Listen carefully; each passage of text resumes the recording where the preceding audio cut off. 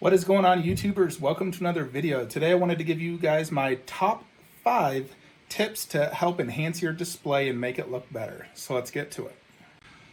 So the first tip I have to really enhance a display is to add a poster or a backdrop behind the statues. Generally, I will say it needs to be obviously themed towards what theme you're building. This is my Scorpion vs. Sub-Zero from Mortal Kombat 9. And behind I have a poster of the exact same pose. Scorpion doing spear, Sub-Zero doing his ice ball. So I think, when I put this in here and I didn't have a poster, I really didn't like it that much. It's like, it lacks something. Once I added the poster, it enhanced the display so much more.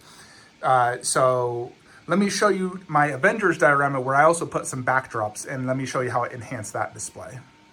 Alrighty, so here is my Iron Studios 1/6 scale Avengers diorama. Now with this one, not only have I done a backdrop, I've also done a ground drop to really give you that feeling of it, being a complete scene, something you'd like see in the movie. Now, if I totally wanted to go all out, I'd also do ones on the side. I haven't done that yet, I may someday, but for right now, I've done it like this. So I had these printed out by 12-inch figures. He does backdrops, ground drops for different statues. So this is obviously the fight in New York City. So you can just see this awesome backdrop, and then the ground drop, the roads smashed up. And I also did the exact same thing here with my Hulkbuster versus Hulk. This is the fight scene, has the matching, the base is very similar to the ground drop, and the buildings in the back. You can see the flying thing from Tony. So very, very cool, and it really enhanced this display to look so much better. So number one tip, add some backdrops or posters. Even a simple poster like this Ghost Rider or the Deadpool, all these different posters I feel like really enhance the display. So that's tip number one. Tip number two is something I see a lot of collectors not really doing. I understand why. I've done it myself in the past, I'll admit that. But tip number two is giving each statue the proper space. Now, for me personally, I really don't like displaying statues behind other statues when they block it. I just think, why do you even have that? It just looks cluttered. You don't want a cluttered look on your collection, especially when you're spending $1,000 per statue. You want to be able to display them properly, give them each their own space. Now, before, I used to have my Avengers super, super close. I didn't like that. Now I've spaced them out much more where they each have their own proper space, and I do the props in between so it doesn't look too empty, and I really like that. But each of these Justice League members has sufficient space to see them all perfectly.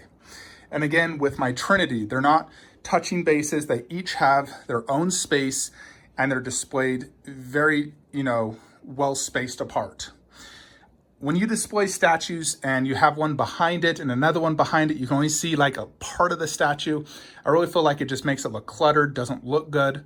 When you're putting statues in, like these Besta cubes or Stuva cubes, you can do, 2 1/4 looks completely fine. Sometimes 3 if, one of them or 2 of them might be very small, but you wouldn't want to put more than that. Just like in a Maji case, I wouldn't want to put more than 4 statues inside like one of these Maji cases. 3 to 4 max. Anything more than that, it just looks cluttered when you have statues behind other statues. So that's tip number 2. Give your statues proper space to be able to display them. If you can't display it properly, my rule, sell it. Tip number 3 is also something I see a lot of collectors out there doing, and it really just grinds my gears whenever I see this, and it's mixing themes. Now, it's okay to have different themes within a room. Like this room, I got Marvel, Lord of the Rings, dinosaurs, Warcraft, and whatnot. And it's okay, I feel, if you just do like random different movies, if you only have like 1 to 2 of each movie. But when you do, like if I was to put a random DC statue where I have Spider-Man, that would just drive me absolutely crazy. Tip number 3, keep everything to a theme and keep them all within the theme. So here is my Marvel setup, and it ends right there. After that, you go into Lord of the Rings. But all of this is all Marvel, and it's all themed. Here is my Spider-Man line. This is my X-Men line. This is my Avengers line. I really feel like when you put everything in a theme, the statues really complement each other, and it really just enhances the display to look so much better. You know, whenever I see, you know, like someone has, let's say, a random Optimus Prime in the middle of a Marvel display, I'm just like, that looks terrible. You know, so for me personally, I really don't like that. You may, and your collection is up to you, but for me personally, having seen lots of collections and collected, you know, for a long time, I feel that if you keep everything to a theme, it looks way better, and also keeping it to the same scale. You know, the only scales you can mix, I think, are life-size bust and any full figure. But if I was to put a random 1/3 in here, it looked terrible. So don't do that. Keep it the same theme and the same scale, unless it's a life-size bust.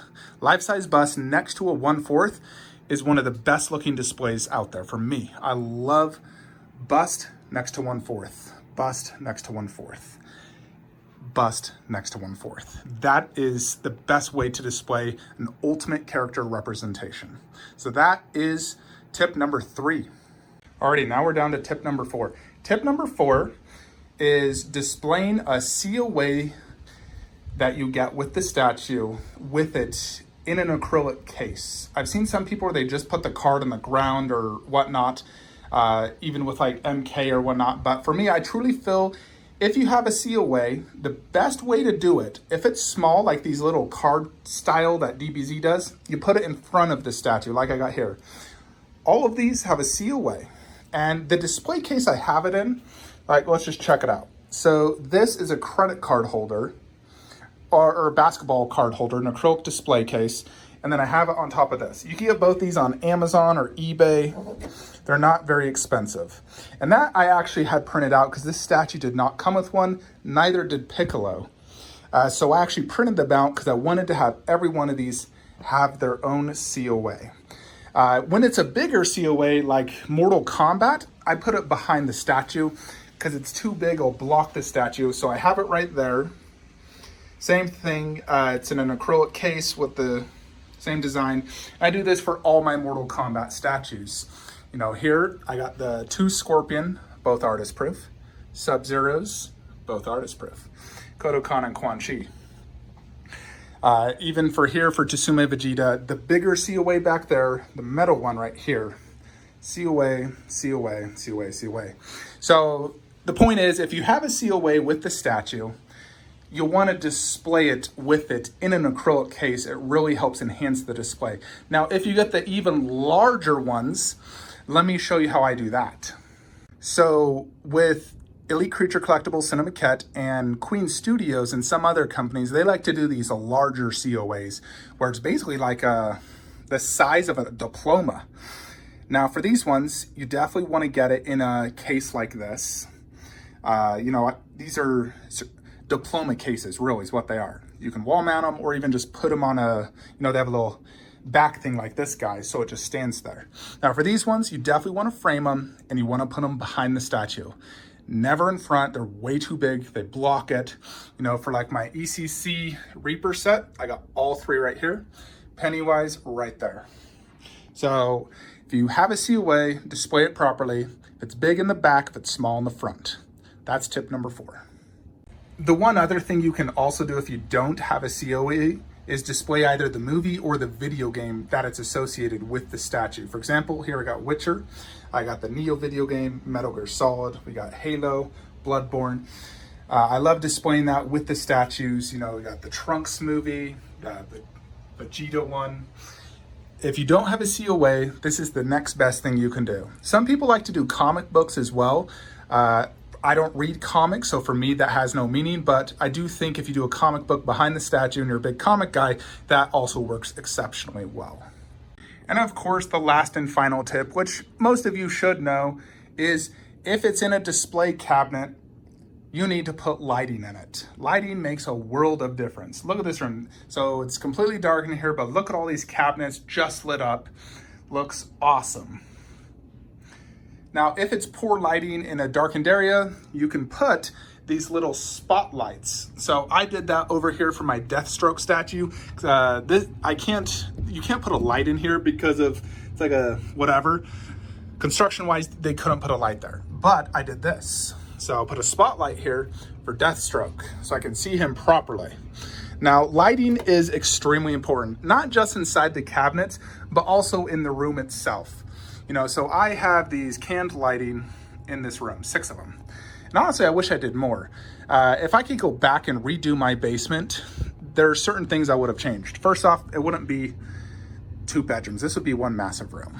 And this wouldn't be here as well. This would be 1 giant room. Unfortunately, I already did my basement, so it is what it is. But I would also add more lighting.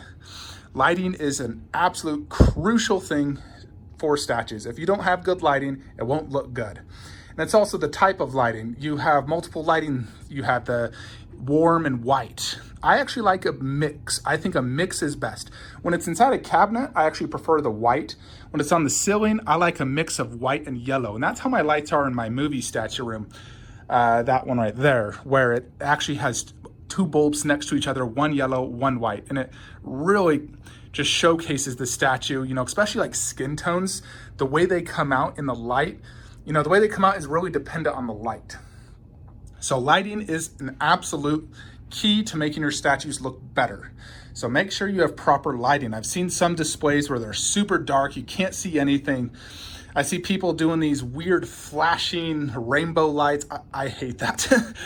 Stick to yellow and white. Don't do flashing green and red lights and constantly changing. I think that looks terrible. Just my opinion, of course, but you do want to get proper lighting installed into your cabinets. It really does enhance the display. I recently put lighting in this and it really helped those statues just come alive and look much better. I can see them properly. Now, I'm not a huge fan of looking through glass at statues as well. I feel like I just don't like it. Although I understand why to have glass because it does help protect it, helps prevent dust, but I really don't like looking at a statue through glass. That's why most of my display is not in glass. This, I need glass because it's right next to a couch. If I threw my water bottle on my couch cushion, it bounced on the ground, it could break something or whatever. I don't do that, but I'm just saying, if it's close to something that could be broken, you definitely want to have it in a glass. But that is my 5 tips to help you really enhance your display. Let me know some of your, thoughts and your tips that you think enhance a display. Hope you'll enjoy this video. Tomorrow, Friday, Prime 1 series.